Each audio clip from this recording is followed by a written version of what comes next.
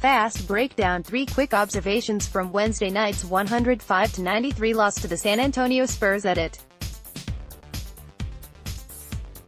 It happened in Brooklyn, where the Nets lost to Washington to prevent them from pulling any further ahead of the Pistons in the race for the No.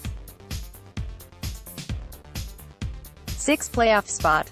And it happened in Charlotte, where the Hornets lost to Houston to keep the Pistons from losing any ground to the team directly behind them. Only Dwayne Wade's heroics, he hit 2 3-pointers in the last 15 seconds, the last a banked shot at the buzzer, kept it from being a clean sweep of misfortune for their fellow contenders for the last 3 playoff spots. The Heat gained a game with their escape act, though the Pistons remain 2 games ahead of them.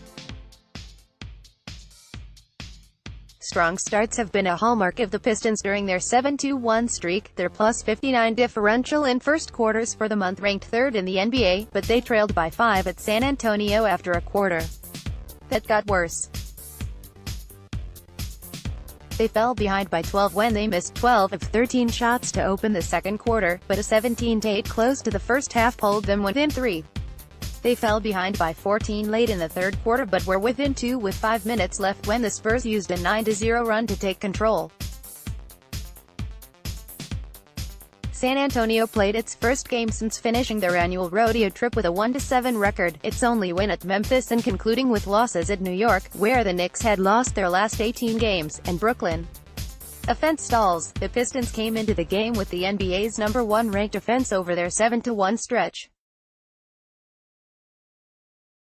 4 of those games came against teams with bottom 5 defensive ratings, New York twice, Atlanta and Washington, but the other 4 came against top 10 defensive teams, Boston, Denver, Miami, Indiana.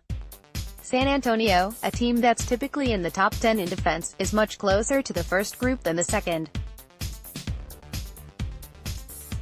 The Spurs came into the game ranked 23rd defensively. The Pistons, meanwhile, came into the game averaging 115.9 points a game in February, their highest-scoring month since November 1987 when they still called the Silverdome home. But they shot just 36% and scored just 21 points in the second quarter and 19 in the third. The Pistons were good from the three-point arc, finishing 15 of 38 for 39.5%. But they couldn't get anything going near the rim, shooting 21 of 51 in the paint and 21 of 62, 33.9%, inside the three-point arc. Bench response: after 2 superb games from their bench, the Pistons didn't get much going at all in the first half. They had to encourage Dwayne Casey, though, to see the unit turn it around in the second half as the driving force of a comeback from 14 points down late in the third quarter.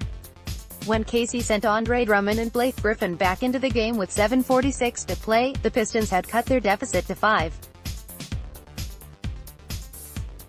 Kennard, who'd scored 36 over the last 2 games, finished with 8 after scoring 4 and 14 first-half minutes.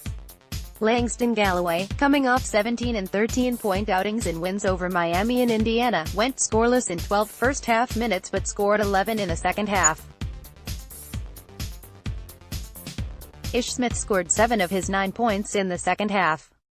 The second quarter was especially a struggle as the Pistons got only 1 free throw and missed all 8 of their shots over a span of 6 possessions to start the quarter before Dwayne Casey was forced to get a timeout and rush Blake Griffin, Reggie Jackson and Wayne Ellington back into the game.